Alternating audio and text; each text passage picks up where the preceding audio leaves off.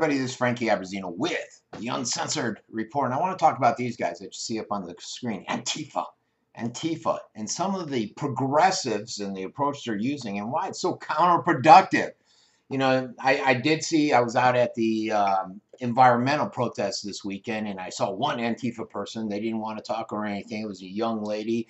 Not a lot of times I wonder if these people are just getting involved in that movement just to be accepted because it's the cool thing. Sort of like when I was in the 80s and into punk rock and that the anarchist thing was cool. I don't know, because you look at a lot of these interviews and they don't know what they're talking about.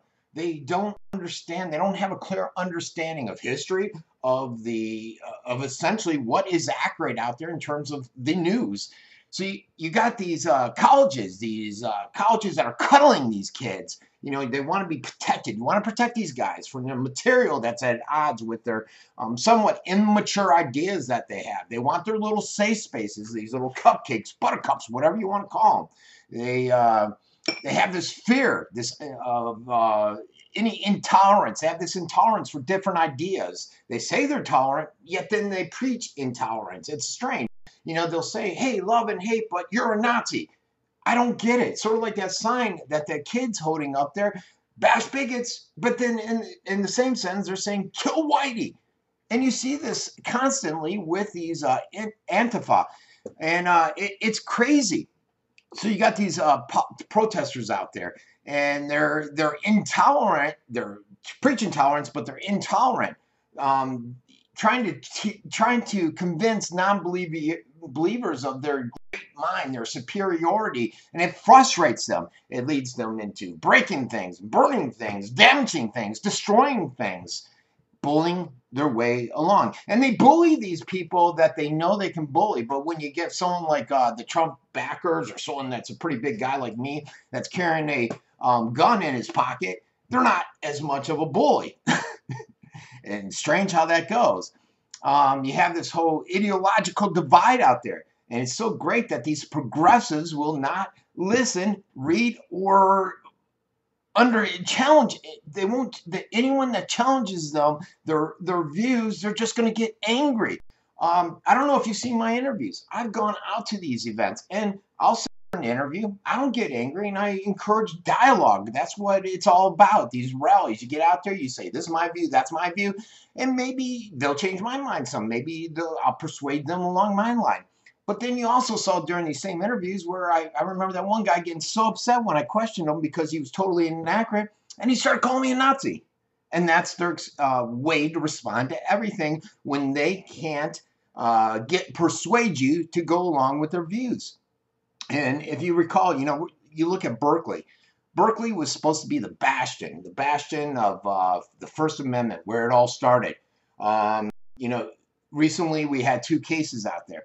We had the Milo case where back in February, about 1,500 people went there. There were beating up girls. There were the Antifa. And they just made a mess out of the whole thing. Milo ended up canceling it.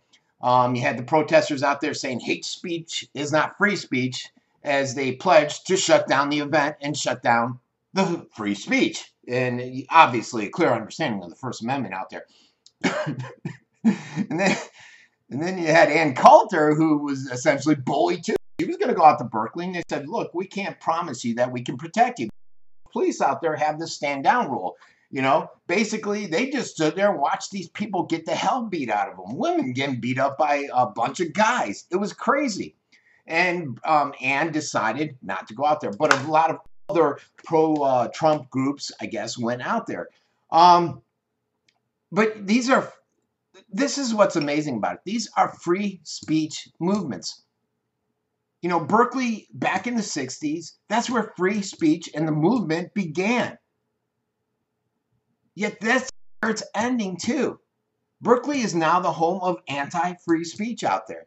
And it's all because of a bunch of buttercup crybaby whiners that have been brought up, have been educated through this safe space, through being told that, hey, if someone doesn't agree with you, then you can run to this safe space. And that's the mentality they're working under, unfortunately.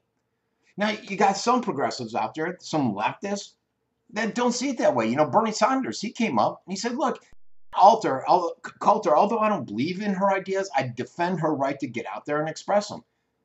This guy's big time left. Bill Maher, big time left. He said Berkeley used to be the cradle of free speech, and now it's the cradle of a bunch of freaking whiny little babies. And you see this throughout the bullying concept. You had over in Portland, Oregon, they had to cancel an annual Rose Festival because the Republican Party was going to be involved in this parade. And basically an anonymous group called up and said, hey, we're going to rush, we're going to drag them, we're going to push these Republicans out, and we're not going to allow them to be a part of it. Again, what's happening to our society? And many of these protesters are victims of being coddled, victims of being given protective treatment with their safe spaces, that they've been somehow, they believe that they're special, that they're entitled to their own rules, and if you don't agree with their rules, then you're the bad guy, and they should come with you with all kinds of vitriol, all kinds of hatred. That doesn't work. Run for the safe space. And this reflects a tendency, if you will, towards exercising strong dictator control. That's what they're saying. It's very dictatorial. You sit there and say, you're going to do it my way. If you're not going to do it my way, we're going to come after you. We're going to be thugs. We're going to knock you down. You're not allowed to disagree with me. And there's another word for that, oddly enough. It's called fascism. The very thing they say that they're against with the Antifa. Isn't that ironic? Isn't that rich? You know, they're out there calling themselves the anti-fascists. Yet, if you look at them, a lot of their tactics are very fascist. And they're going after fascist goals. That's what's so crazy here. We're in the upside down world, if you haven't noticed. And the Democratic Party has to do something because this group basically is reflecting them.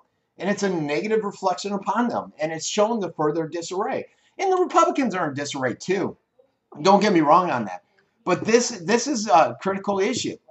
And, you know, if they don't get what they want, a lot of these young cupcakes, buttercups are going to merely start stomping their feet, holding their breath, protesting angrily, and hurting some individuals until something's done. And we need the Democratic leaders to stand up, people like Sanders, and say, let's end this. But I think it goes beyond that with this Soros-controlled group. What are your thoughts? This has been Frankie Abbruzzino with the Uncensored Report.